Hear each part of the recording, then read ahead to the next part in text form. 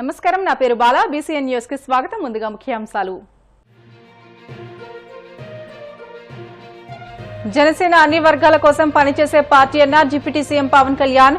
అసభ్య భాషను పార్టీ ప్రోత్సహించదని స్పష్టీకరణ. శ్రీశైల దేవస్థానం పరిపాలనా సిబ్బంది కోసం 60 కోట్లతో 297 ఆధునిక గృహాలు త్వరలోనే అందుబాటులోకి తెస్తామన్న దేవాదాయ శాఖ మంత్రి ఆనం.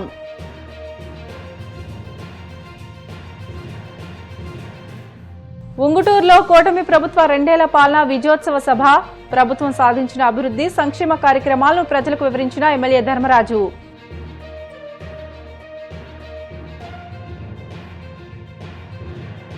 సంక్షేమ పథకాలపై డిప్యూటీ సీఎం పవన్ కళ్యాణ్ విమర్శలు చేయడం సిగ్గుచేటు. తీవ్రస్థాయిలో విమర్శలు గుప్పించిన మాజీ మంత్రి వైసీపీ నేత శైలజనాథ్.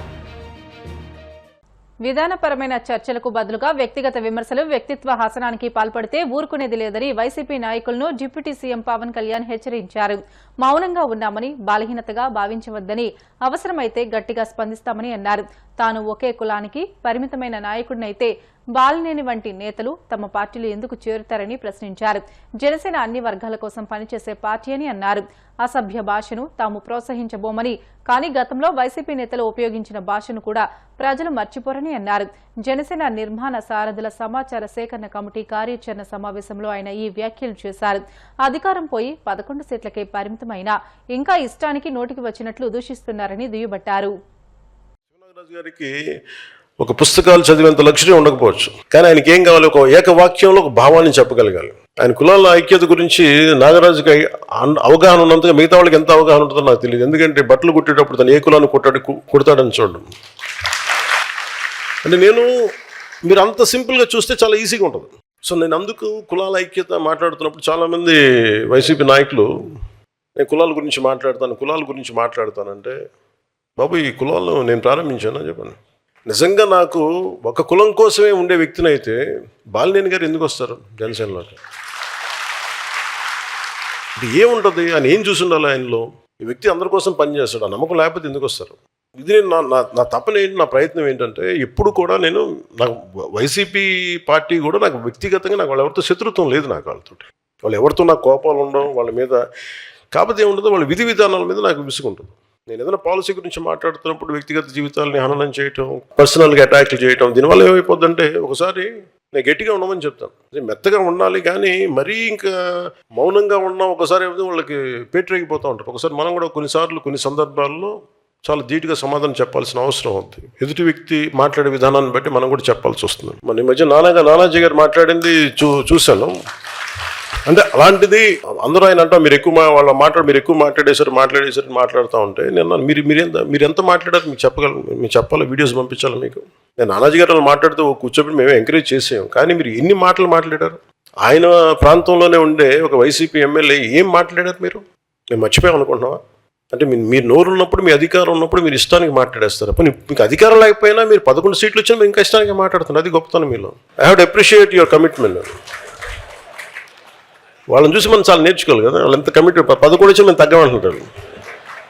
మీరు తగ్గకండి, మీరు ఒకటి వచ్చినా తగ్గకండి, అలాగే ఉన్నారు.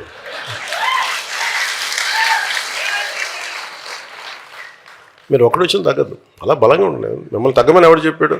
మీరు కరిగిపోండి, అయినా కానీ తగ్గకండి. అంటే ఎక్కడ ఎమోషనల్గా నేను కూర్చోబెట్టండి. పొలిటికల్ ప్రాసెస్లో కొన్ని భావాలను చెప్తాం, పాలసీల గురించి మాట్లాడతాం. వాళ్ళ వైసీపీ నాయకుడిని తగ్గించాలని ఎందుకు అనుకుంటాను?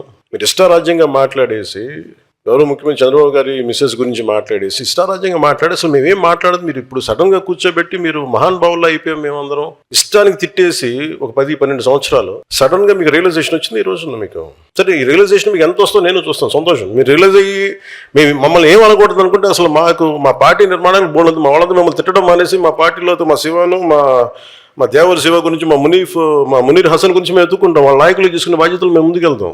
మీరు తిట్టడం ప్రారంభిస్తే మా వాళ్ళని ఎత్తుకోవడం మానేసి మీకు బదులు ఇవ్వడం టైం అయిపోతుంది నాకు. సో మీరు తిట్టకపోతే ఖచ్చితంగా మేము బలపడతాం, సంతోషం. లేదు మీరు తిడతానంటే కూడా మేము తిట్టి మేము బలపడతాం. ఏదైనా మేము బలపడటం గ్యారంటీ. Choice is yours.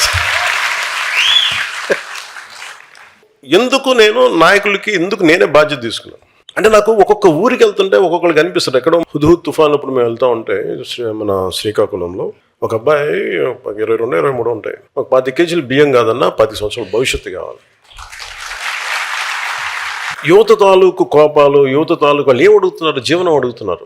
కేవలం మనం ఉచితాలు అడగట్లే. యువత ఉచితాలు ఎవరికి కావాలి? నిజంగా నిస్సహాయ పరిస్థితిలో ఉన్న వ్యక్తుల సమాజానికి ఉచితాలు కావాలి, ఖచ్చితంగా కావాలి. అలాంటి స్కీమ్స్ ఉండాలి. లేదంటే మనకి దివ్యాంగులకి పెన్షన్స్ పెరగాలంటే 5,000 కాదు, 4,000 కాదు, మనం 10,000 పెంచాం మన ప్రభుత్వం వచ్చాక. ఇలాంటివన్నీ ఉండాలి. ఎప్పుడు వెల్ఫేర్ స్కీమ్స్కి జనసేన ఎప్పుడు వ్యతిరేకం కాదు, ఉండాలి. కానీ వెల్ఫేర్ స్కీమ్స్ మీదే మనం ప్రభుత్వాన్ని నడిపేస్తాం, ఓట్లు వస్తాయంటే దాని మీద ఓట్లు పడవు అని అనడానికి క్లాసిక్ ఎగ్జాంపుల్ వైసీపీ. మేము బటన్ నొక్కేస్తాం, మీకు వెల్ఫేర్ స్కీమ్స్ పడతాయి, మీకు డబ్బులు వచ్చేస్తాయి అంటే కరెక్టే. బటన్ నొక్కాం డబ్బులు పడ్డాయి అంటారు, కరెక్టే. మీరు హాస్పిటల్ ఇన్ఫ్రాస్ట్రక్చర్ వదిలేసారు. గవర్నమెంట్ హాస్పిటల్స్ ఎక్కడున్నాయి ఇప్పుడు అంత అద్భుతంగా? ఇప్పుడు తపన పెడతా ఉన్నాం ఎన్డీఏ ప్రభుత్వం వచ్చాక. ఎన్ని గవర్నమెంట్ హాస్పిటల్స్కి వెళ్తే క్వాలిటీ అత్యంత అద్భుతంగా ఉంటుంది. ఎందుకు ప్రైవేట్ హాస్పిటల్స్కి వెళ్ళగలిగే పరిస్థితులు ఎందుకు ఉండాలి? మన గవర్నమెంట్ హాస్పిటల్స్ కూడా బాగుండాలి కదా. తమిళనాడులో బాగుంటాయి, పాండిచేరిలో కానీ. పర్టికులర్ సంఖ్యాబలం ఉన్న జనాభాకి ఎన్ని హాస్పిటల్స్ ఉన్నాయి మనకి? గవర్నమెంట్ హాస్పిటల్స్ ఏవి పని చేస్తున్నాయి? గవర్నమెంట్ హాస్పిటల్స్కి ఒక ఎంఆర్ఐ స్కాన్ ఇస్తే అది మెయింటైన్ చేయగలుగుతున్నారా లేదా? డాక్టర్స్కి జీతాలు పెంచే పరిస్థితులు ఏదైనా ఉన్నాయా? ఎందుకు గవర్నమెంట్ హాస్పిటల్స్ వదిలేసి ప్రైవేట్ హాస్పిటల్స్కి వెళ్తున్నారంటే జీతాలు పెరగవు. అసలు దాని మీద గత ప్రభుత్వం ఏదైనా ఆలోచించిందా? కొన్ని క్యాబినెట్లు కావచ్చు, కొన్ని ప్రత్యేకించి కావచ్చు, నేను మన పార్టీ తరపు నుంచి కావచ్చు, నేను కోరుకుంటుంది వ్యవస్థలు బలోపేతం కావాలి. వ్యవస్థలు బలంగా ఉండాలి. మనకి basic infrastructure, basic government schools, basic roads. ఎంతసేపు మేము మీకు బటన్లు నొక్కేసాం, మీకు డబ్బులు వచ్చేసాం. రోడ్లు ఎవరు వేశారు ఈ రోజున చెప్పండి? అంటే మీరు 70 సంవత్సరాలు టైంలో కూడా పడని రోడ్లు.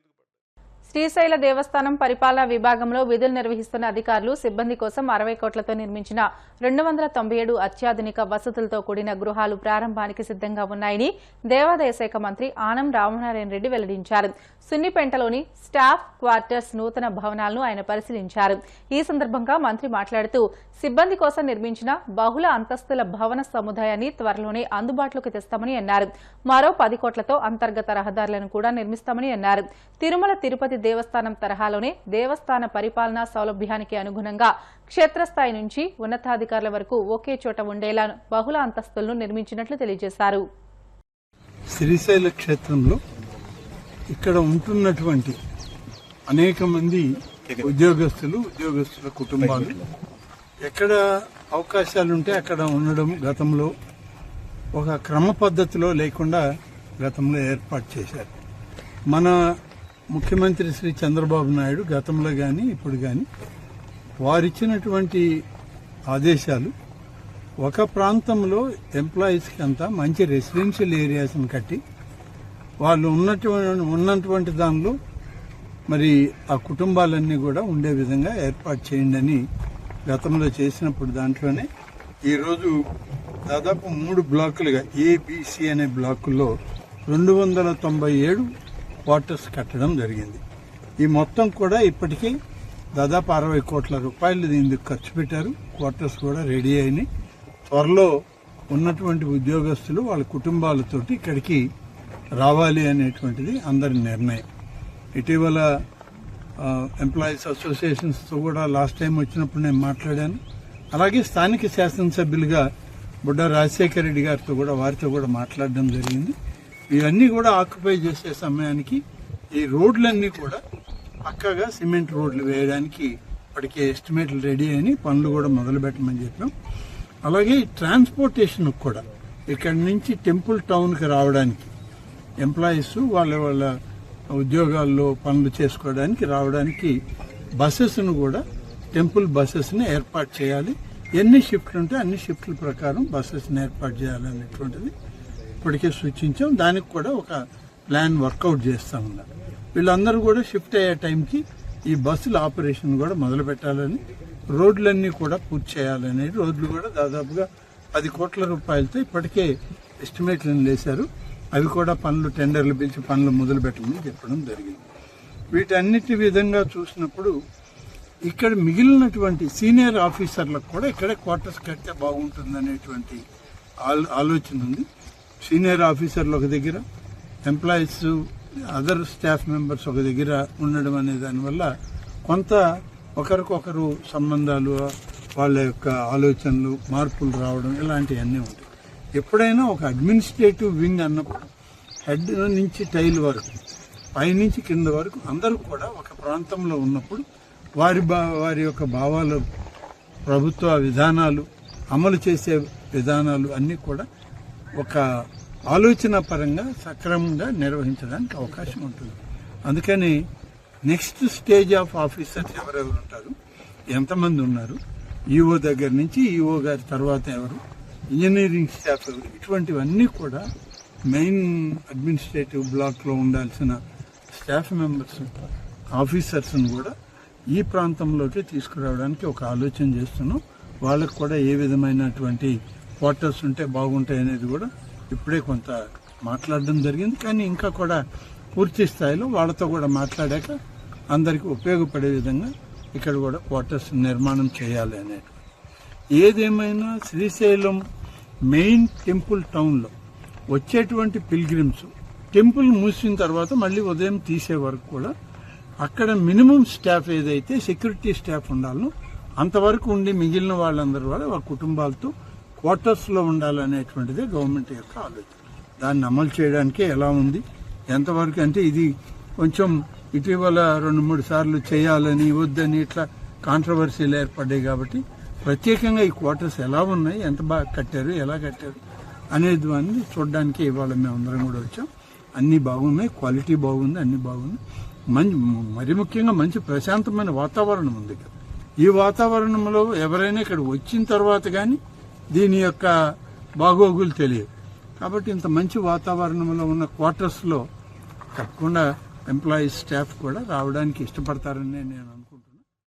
2 ఏళ్ల పాలనలో అభివృద్ది, సంక్షేమే ఎన్డీఏ ప్రభుత్వ విజయానికి నిదర్శనమని ఉంగుటూరు ఎమ్మెల్యే పచ్చమట్ల ధర్మరాజు అన్నారు. ఏలూరు జిల్లా ఉంగుటూరులో ఎన్డీఏ కూటమి 2 ఏళ్ల నమ్మకం, అభివృద్ది, సంక్షేమం విజయోత్సవ సభను ఘనంగా నిర్వహించారు.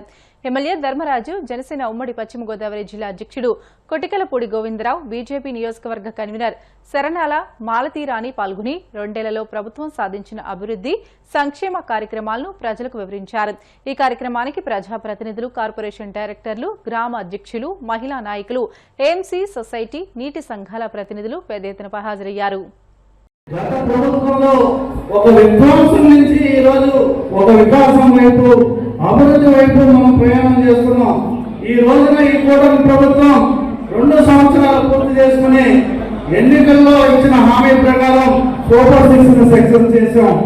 మన ఆంధ్రప్రదేశ్ కూటమి పాలనలో గౌరవ ప్రధానమంత్రి నరేంద్ర మోడీ గారు ఆధ్వర్యంలో గౌరవ ముఖ్యమంత్రి నారా చంద్రబాబు నాయుడు గారి, గౌరవ ఉప ముఖ్యమంత్రి పవన్ కళ్యాణ్ గారి నాయకత్వంలో ఆంధ్రప్రదేశ్ ఒక అభివృద్ధి పథంలో ఎన్నడూ లేని విధంగా ఒక డివిజన్ సర్కారుతో మోడీ గారు, అలాగే నారా చంద్రబాబు నాయుడు గారు, పవన్ కళ్యాణ్ గారి ఆధ్వర్యంలో ఎంతో అభివృద్ధి పథంలో ముందుకెళ్తున్నాం. మనం పెన్షన్ చూస్తున్నాం. గత ప్రభుత్వం ఎలా ప్రారంభించిందంటే ముందు పోలగొడు ప్రజావేదికని కూలుస్తూ వాళ్ళ ప్రభుత్వం ప్రారంభించడం జరిగింది.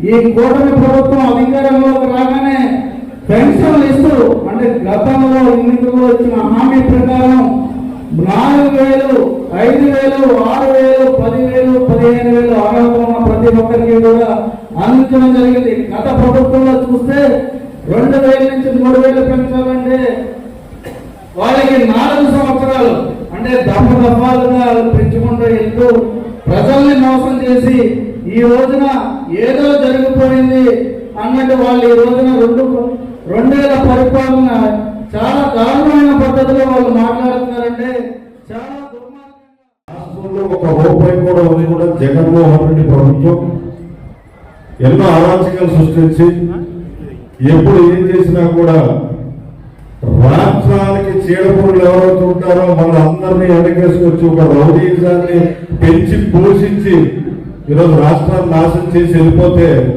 వీళ్ళ ముగ్గురు ఏకమై చంద్రబాబు నాయుడు గారు, కళ్యాణ్ గారు, మోడీ గారి ఆశీస్సులతోటి ఎంతో మేలు రాష్ట్రానికి జరుగుతుంది. అదేవిధంగా మన ఎమ్మెల్యే గారు మీ ధర్మరాజు గారు చెప్పారు, సుమారు 600 కోట్ల రూపాయలు విలువ చేసే పనులు మీకు తీసుకురావడం జరిగింది. అందులో నీటి ఆర్డబ్ల్యూఎస్ కానీ, పంచాయతీ రాజ్ కానీ, ఎన్ఆర్జీఎస్ కానీ, అదేవిధంగా స్కూల్స్ కానీ, ఇప్పుడు రోడ్ల విషయంలో చాలా చక్కగా ఈ లోపు నేను విజయవాడ వెళ్ళాలంటే అలా సంవత్సరాల నుంచి రావడం మానేసాం. ఇదివరకు ఇలాగే వెళ్ళేవాడు. ఇప్పుడు ఇంటే వెళ్తున్నాను విజయవాడ. కారణం ఏంటంటే రోడ్లు కూడా అభివృద్ధి చెందినాయి. అలా మంచినీటి వసతి మీద మంచి ప్రాజెక్ట్ రిపోర్ట్ తయారు చేశారు ధర్మరాజు గారు. బులెటిన్ లో షార్ట్ బ్రేక్ తీసుకుందాం. Stay with us.